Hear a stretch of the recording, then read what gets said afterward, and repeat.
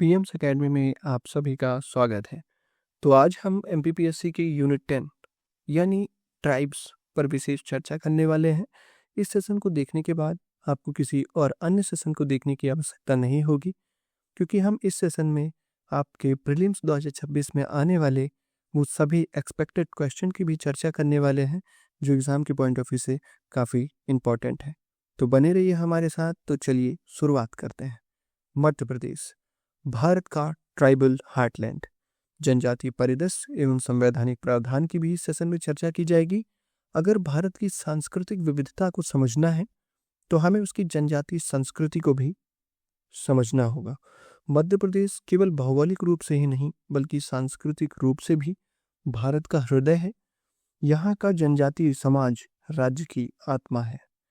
मध्य प्रदेश में जनजातीय जनसंख्या राज्य की कुल जनसंख्या का 21.1% है, जो इस परीक्षा के दृष्टिकोण से बहुत महत्वपूर्ण है और हमारी यूनिट 10 को एक महत्वपूर्ण यूनिट बनाता है।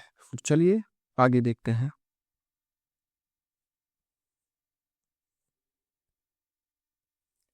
मध्य प्रदेश का जनजातीय परिदृश्य एक नज़र में, तो एमपी की कुल जनसंख्या में एसटी का प्रतिशत 21.1% है और भारत की कुल जनजातीय आबादी का हिस्सा जो एमपी में रहता है वो है 14.6%। ठीक है, तो जनसंख्या के आधार पर भारत में मध्य प्रदेश का पहला स्थान है। लेकिन अगर प्रतिशत की बात करें, राज्य की कुल जनसंख्या में कितना प्रतिशत एसटी आबादी है, तो उसके हिसाब से एमपी का रैंक 13 है, यानी 13वां रैंक है। तो प्रथम स्थान पर कौन सा राज्य है? तो प्रथम स्थान पर मिजोरम है। ये ध्यान रखेंगे, एमपीपीएससी प्रीलिम्स के लिए काफ़ी इंपॉर्टेंट है और यहाँ पे आप थोड़ा कंफ्यूज हो सकते हैं, तो थोड़ा यहाँ पे आप ध्यान रखेंगे। ठीक है, और एमपीपीएससी का फेवरेट सवाल कहाँ से बनता है वो भी अपन देखते हैं। तो अक्सर पूछा जाता है लिंगानुपात यानी सेक्स रेशियो क्या है, तो 984। जनसंख्या घनत्व की बात करेंगे, पॉपुलेशन डेंसिटी, तो 50 व्यक्ति प्रति वर्ग किलोमीटर। कुल मान्यता प्राप्त एसटीज तो वर्तमान में 43 है, पहले 46 थी, तो यहाँ पे 3 को जो है अभी हटा दिया गया है। तो वर्तमान में अगर ध्यान रखेंगे तो कितने हैं? 43 हैं। तो चलिए आगे देखते हैं। अब प्रमुख जनजातियाँ जनसंख्या के आधार पर मध्य प्रदेश में कहाँ कहाँ कैसे निवास करती हैं, ये सारी चीज़ देख लेते हैं। उनका बेसिकली क्षेत्र और उनका प्रतिशत क्या है, तो ध्यान से देखिएगा, क्योंकि प्रीलिम्स में यहीं से फैक्ट वाले क्वेश्चन बनने के ज़्यादा आसार होते हैं। तो चलिए देखते हैं। तो पहली जनजाति है अपनी भील। ये ध्यान रखेंगे, सबसे बड़ा समूह है। ठीक है, मुख्य रूप से मालवा से निवाड़ क्षेत्र में रहते हैं और शब्द की उत्पत्ति जो है भील, जिसका अर्थ होता है धनुष। ठीक है, इसकी आबादी कितने प्रतिशत है? तो 39। ठीक है, दूसरा सबसे बड़ा समूह वो है गोंड समूह। ठीक है, इनका प्रतिशत कितना है? 33% है ये। ठीक है, गोंड जनजाति की बात करें। और तीसरा सबसे बड़ा समूह किस जनजाति का है? तो वो है कोल का। कितने प्रतिशत? 7%। ठीक है, कोल जिनका मुख्यतः निवास विंध्य और बघेलखंड क्षेत्र में है। ठीक है, अब आगे चलते हैं। भील और गोंड मिलकर एमपी की 70% से अधिक जनजातीय आबादी बनाते हैं। ठीक है, तो मुख्य रूप से कौन दो बड़े समूह हो गए? पहला हो गया भील, दूसरे हो गए गोंड। ठीक है, तो चलिए आगे बढ़ते हैं। फिर आते हैं अपन जनजातीय भौगोलिक वितरण पर। मैप अंडरस्टैंडिंग समझेंगे, मैप के आधार पर किस क्षेत्र में किस जनजाति का बाहुल्य है, मतलब कहाँ पे कौन सी जनजाति किस क्षेत्र में निवास करती है ना। तो चलिए देखते हैं। अभी कोई भी बोर नहीं होगा। ठीक है, सभी लोग अभी शांति बना के रखेंगे। ठीक है, अभी लेक्चर खत्म नहीं हुआ है। तो चलिए आगे देखते हैं। सबसे पहले बात करते हैं अपना पश्चिमी क्षेत्र की। ठीक है, ये वाला एरिया वेस्टर्न बेल्ट की बात करेंगे, तो इसमें मुख्यतः झाबुआ, अलीराजपुर, धार, बड़वानी, भील का मुख्य निवास स्थान इसको माना जाता है। और सबसे ज़्यादा प्रतिशत अगर पूछ लिया जाए तो आप क्या बताएंगे? अलीराजपुर में सर्वाधिक 89% एसटी जो है निवास करते हैं। तो ये आपके प्रीलिम्स के पॉइंट ऑफ व्यू से काफ़ी महत्वपूर्ण है, तो थोड़ा ध्यान रखेंगे यहाँ पे। ठीक है, और इनके बारे में और एक मुख्य बात जान लेते हैं। तो ये जनजातियां मुख्य रूप से सघन वन और पहाड़ी घाटी, फॉरेस्ट एंड हिली टेरेन्स में निवास करती है। ठीक है, इसके बाद अपन आते हैं दक्षिणी क्षेत्र यानी सदर्न बेल्ट पे। ठीक है, ये वाला एरिया हो गया। ठीक है, सदर्न बेल्ट पे। तो इनमें मुख्य रूप से कौन कौन से जिले आते हैं आप वो समझेंगे, है ना। मुख्य रूप से कौन कौन से जिले आते हैं वो समझ लीजिए। तो बैतूल आता है, छिंदवाड़ा, नर्मदापुरम, कोरकू, सांवलीगढ़ के जंगल। ठीक है, कोरकू कहाँ पाए जाते हैं? सांवलीगढ़ के जंगल में। और भारिया पातालकोट में। इसके बाद अपन आते हैं पूर्वी दक्षिण पूर्वी क्षेत्र यानी ईस्टर्न बेल्ट की ओर, है ना। ये वाला एरिया हो गया क्लियर। इसमें मुख्य रूप से मंडला, डिंडौरी, बालाघाट, शहडोल, यहाँ पे गोंड, बैगा और कोल जनजातियों का बाहुल्य है। ठीक है, तो चलिए आगे बढ़ते हैं। तो इन जनजातियों का जीवन और संस्कृति कैसी है? तो मुख्य रूप से ये प्रकृति से इनका बेहद जुड़ाव होता है। ठीक है, तो समझते हैं उन पॉइंटर्स को, कैसे हम इनको बोल सकते हैं कि प्रकृति के काफी करीबी ये माने जाते हैं। तो पहला, प्रकृति आधारित जीवन होता है इनका। नेचर वर्शिप यानी प्रकृति की पूजा करते हैं, है ना। मुख्य रूप से बड़ा देव जो कि गोंड जनजाति के प्रमुख प्राकृतिक देवता माने जाते हैं। ठीक है, और पारंपरिक कृषि यानी ट्रेडिशनल एग्रीकल्चर, स्थानांतरित कृषि, शिफ्ट कल्टीवेशन जैसे बैगाओं में बेहद प्रचलित है ये, है ना। इसके बाद ये निर्भर होते हैं वनोपज पर यानी फॉरेस्ट प्रोड्यूस, जंगलों से उत्पन्न होने वाले जितने भी संसाधन हो गए, आजीविका के लिए वनों पर इनकी बेहद निर्भरता होती है। ठीक है, जैसे शहद हो गया, महुआ हो गया आदि विभिन्न प्रकार की चीजें जिन पे निर्भर रहते हैं। और सामाजिक समरसता, तो हलमा एक परंपरा है जो भीलों में संकट के समय एक दूसरे की मदद करने को कहा जाता है। तो प्रीलिम्स के पॉइंट ऑफ व्यू से ये पॉइंट काफी इंपॉर्टेंट है कि हलमा परंपरा जो है किस जनजाति समूह से संबंधित है। तो आपका आंसर क्या होगा? भील। तो ध्यान रखेंगे, ठीक है, इस पॉइंट को। आगे बढ़ते हैं। इसके बाद आते हैं अपन लोक संस्कृति, कला एवं विश्व प्रसिद्ध स्थल जिन्होंने इनको एक नई पहचान दी, है ना। तो चलिए बात कर लेते हैं उत्सव यानी फेस्टिवल्स। तो भगोरिया, भगोरिया की बात करेंगे तो भील जनजाति का 7 दिवसीय पर्व होता है, होली से पहले मनाया जाता है। इसके बाद अपन आते हैं मड़ई, गोंड जनजाति का प्रमुख मेला होता है ये। ठीक है, तो ध्यान रखेंगे ये सारे पॉइंटर्स अपने नोट्स पे आप नोट करते जाइए क्योंकि प्रीलिम्स के पॉइंट ऑफ व्यू से ये काफी महत्वपूर्ण है। इसके बाद अपन आते हैं लोक नृत्य में, फोल्क डांसेस देख लेते हैं। कर्मा, कर्मा नृत्य की बात करें तो गोंड और बैगा जनजातियों में मुख्य रूप से किया जाता है और गिनीज बुक में दर्ज है ये। ठीक है, अब आते हैं थपटी पर। तो कोरकू जनजाति का मुख्य नृत्य है ये। ठीक है, ध्यान रखेंगे। इसके बाद अपन आते हैं चित्रकला यानी ट्राइबल आर्ट पर। तो पिथौरा चित्रकला, ये भील कला प्रमुख कलाकार जो हैं पेमा फात्या, भूरीबाई, इनको आप ध्यान रखेंगे, ये पिथौरा कला से संबंधित है। और गोंडी आर्ट की बात करें तो प्रमुख कलाकार जो हैं जनगढ़ सिंह श्याम, डिंडौरी को जीआई टैग प्राप्त है इनको। ठीक है, गोंडी आर्ट में। तो आप थोड़ा ध्यान रखेंगे इन चीज़ों को क्योंकि प्रीलिम्स में यहीं से प्रश्न बनते हैं और अक्सर हम कंफ्यूज हो जाते हैं। तो इसको आप अपने नोट्स में पॉइंट आउट करेंगे। ठीक है, तो चलिए आगे बढ़ते हैं। इसके बाद अपन आते हैं वो महत्वपूर्ण पहलू जिससे अक्सर प्रश्न बनते हैं और अक्सर हम ज़्यादा इनमें गलतियां भी करते हैं। तो थोड़ा ध्यान से और चीज़ों को समझते हुए अपन आगे बढ़ेंगे। ठीक है, तो ये अपना सबसे महत्वपूर्ण सेशन होने वाला है। तो इसके लिए थोड़ा सा आप अपने आप को जगाइए, यहाँ पे आपको सोना नहीं है, थोड़ा सा हैप्पीनेस लाइए और इसको ध्यान से समझिए क्योंकि ये आपके प्रीलिम्स के पॉइंट ऑफ व्यू से काफ़ी महत्वपूर्ण है। एक चीज़ और, शांति से बैठिए। ठीक है, तो चलिए आगे बढ़ते हैं। संवैधानिक प्रावधान, पहचान और राज्य का दायित्व, ये काफ़ी महत्वपूर्ण है। तो सबसे महत्वपूर्ण जो अनुच्छेद है यानी आर्टिकल 366, यहाँ पे अपन आते हैं तो संविधान में शेड्यूल ट्राइब को परिभाषित किया गया है। ठीक है, तो मतलब शेड्यूल ट्राइब की परिभाषा क्या होगी वो किस अनुच्छेद में बताया गया है, तो आर्टिकल 366। इसके बाद अपन आते हैं आर्टिकल 342। ये भी काफ़ी महत्वपूर्ण है, ध्यान रखेंगे, ये काफ़ी महत्वपूर्ण सेशन चल रहा है आपका। तो राष्ट्रपति यानी प्रेसिडेंट के पास शक्ति है कि वह राज्यपाल के परामर्श से किसी समूह को एसटी घोषित कर सकते हैं। ठीक है, मतलब वो शेड्यूल ट्राइब की घोषणा करेंगे राज्यपाल के परामर्श से। ठीक है, कौन करेगा? और प्रेसिडेंट यानी राष्ट्रपति करते हैं। ठीक है, राष्ट्रपति राज्य के राज्यपाल से परामर्श करेंगे कि आपके राज्य में ये जनजाति है तो मैं इसको एसटी घोषित करता हूँ। ठीक है, तो यहाँ पे राज्यपाल अपनी परामर्श देंगे राष्ट्रपति को कि ये जनजाति एसटी घोषित करने लायक है या नहीं।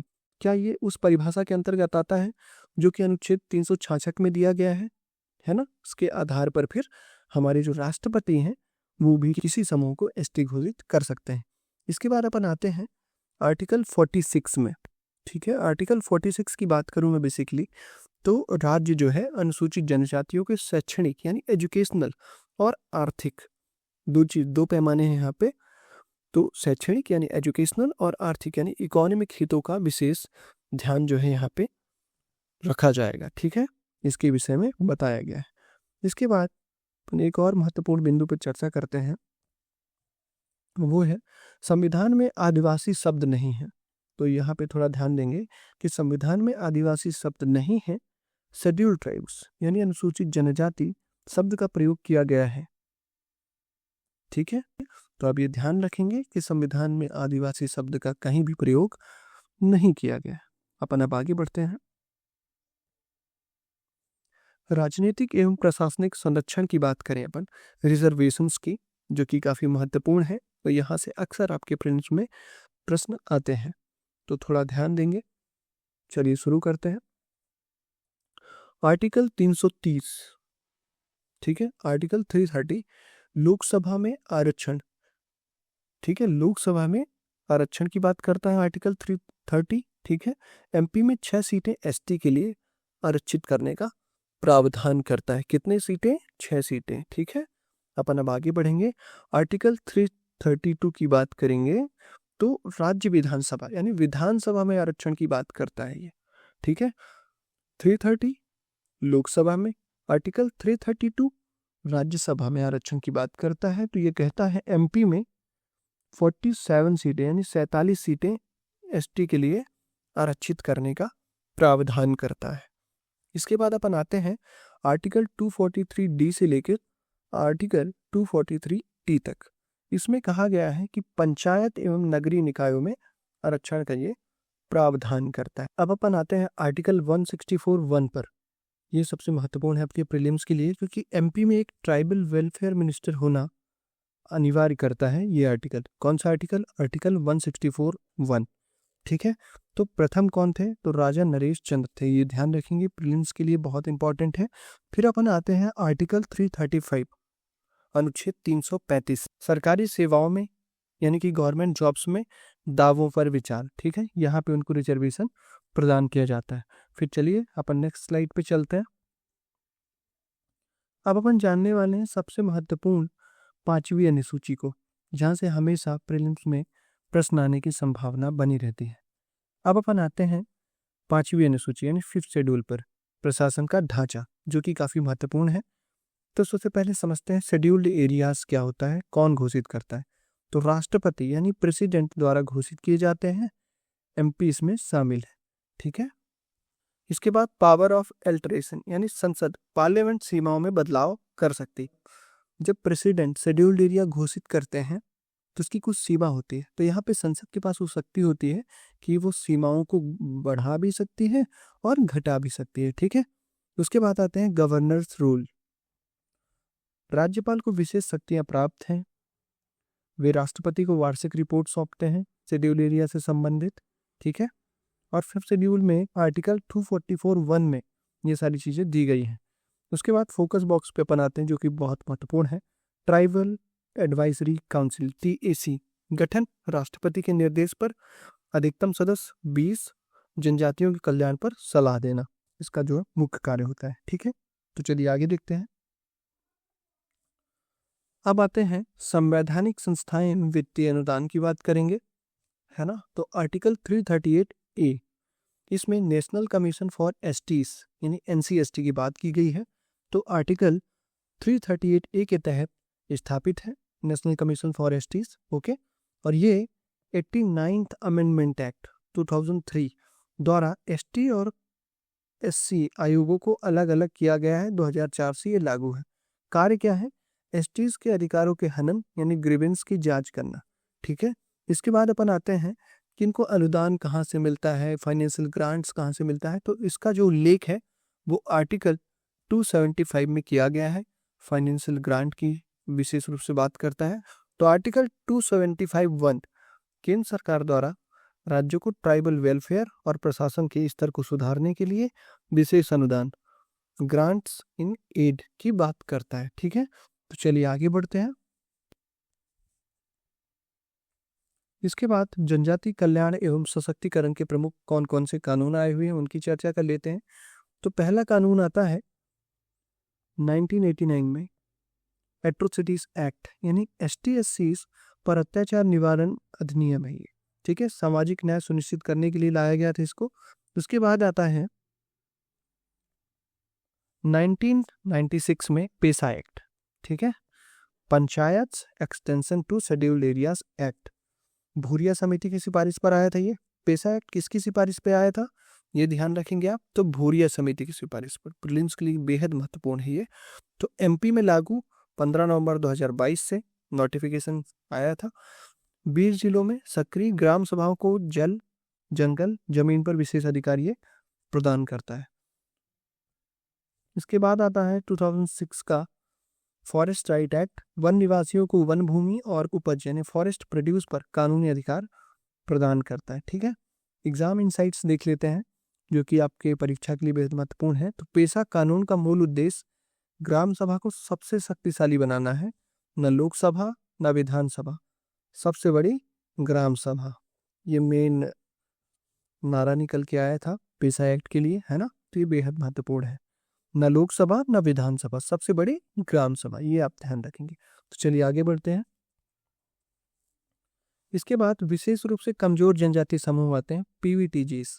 ठीक है, PVTGs किसकी सिफारिश पर आया था ये ध्यान रखेंगे। तो आया था ढेबर आयोग। ठीक है, 1973 की सिफारिश पर स्थापित है। मूल नाम पहले PTG था, उसके बाद 2006 में PVTGs कर दिया गया। ठीक है, इनमें कौन कौन आते हैं ये ध्यान से लिख लेते हैं। तो पहले आते हैं इनमें बैगा, धरतीपुत्र के नाम से इनको जाना जाता है। मंडला डिंडौरी के बैगाचक क्षेत्र में स्थानांतरित कृषि करते हैं बेसिकली ये। उसके बाद आते हैं भारिया, आदिवासी के आदिवासी इनको कहा जाता है। पातालकोट छिंदवाड़ा की गहरी घाटियों में निवास करते हैं। इसके बाद आते हैं सहरिया, चंबल ग्वालियर क्षेत्र में ट्यूबरकुलोसिस से सर्वाधिक प्रभावित कुपोषण की समस्या है, इस वजह से ये भी PVTG इसमें शामिल है। इन समूहों की जनसंख्या या तो स्थिर है या घट रही है, और लिटरेसी रेट की बात करें इनकी बेसिकली तो बहुत ही कम है ना। इस वजह से इनको PVTG इसमें शामिल किया गया है। और तो सबसे महत्वपूर्ण इस स्लाइड्स में क्या है तो मैं बता दूं आपको, वो है ढेबर आयोग की सिफारिश, जिसकी सिफारिश पर यानी कि 1973 में PVTG का गठन किया गया। ठीक है, तो चलिए आगे देखते हैं।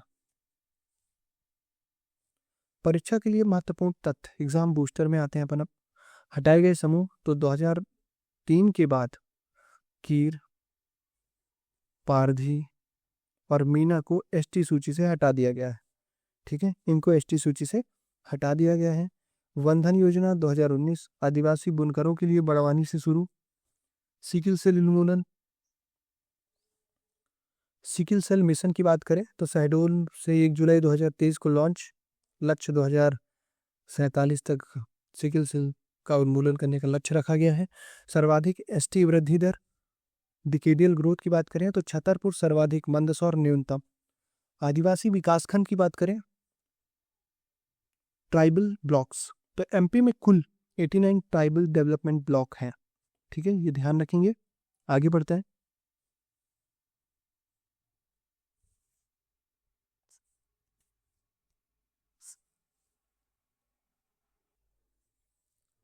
अब अपन आते हैं कुछ महत्वपूर्ण ट्रिक्स पर, ठीक है, मेमोरी ट्रिक्स यानी स्मृति सूत्र।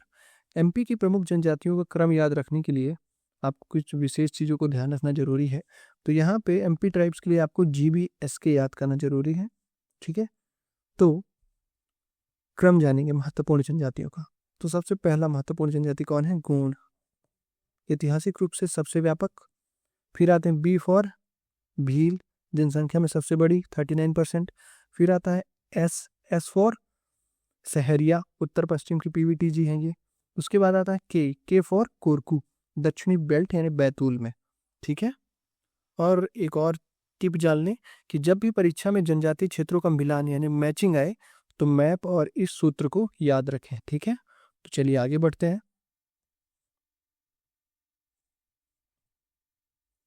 अब यहाँ पे आपको कुछ क्वेश्चंस को सॉल्व करना है, ठीक है। तो ध्यान से इन प्रश्नों को पढ़ना है आपको और इनके आंसर आपको देने हैं। तो चलिए शुरू करते हैं। प्रश्न है, भारतीय संविधान की 5वीं अनुसूची के तहत किस क्षेत्र को अनुसूचित क्षेत्र यानी शेड्यूल्ड एरिया घोषित करने का अधिकार किसके पास है? Under the 5th schedule of the Indian constitution who has the power to declare in area as scheduled area, है ना। ऑप्शन है आपके भारत का राष्ट्रपति, ऑप्शन बी है मुख्यमंत्री, ऑप्शन सी है संसद, ऑप्शन डी है राज्य का राज्यपाल। तो यहाँ पे अब आपको सही आंसर बताना है। आप अपने आंसर कमेंट में बता सकते हैं। तो इसका सही आंसर है, अभी हमने पढ़ा भी हुआ है इस लेक्चर पे, तो सही आंसर है आपका भारत के राष्ट्रपति। तो चलिए अब एक्सप्लेनेशन से समझते हैं कैसे, तो आपको ये फैक्ट भी याद हो जाएगा, है ना। तो स्पष्टीकरण में अगर हम देखें तो भारतीय संविधान की 5वीं अनुसूची यानी 5th शेड्यूल आदिवासी बहुल क्षेत्रों के प्रशासन और नियंत्रण से संबंधित है। इस अनुसूची के अनुसार भारत का राष्ट्रपति किसी क्षेत्र को अनुसूचित क्षेत्र घोषित करने का अधिकार रखता है। तो राष्ट्रपति का यह निर्णय राज्यपाल और संबंधित अधिकारियों की रिपोर्ट सिफारिशों के आधार पर ले सकते हैं। राज्यपाल को इन क्षेत्रों में प्रशासन के लिए विशेष शक्तियां भी दी गई हैं, लेकिन घोषणा का अधिकार केवल राष्ट्रपति के पास है, ठीक है। और एक्सप्लेनेशन को इंग्लिश में देखें तो the 5th schedule of the Indian constitution deals with the administration and control of the tribal area. Under this schedule the President of India has the authority to declare any area as scheduled area, while the Governor has special responsibility for administration in the region. The power of declaration lies solely with the President, ठीक है, solely with the President। आगे देखते हैं अपन, next question चलता है।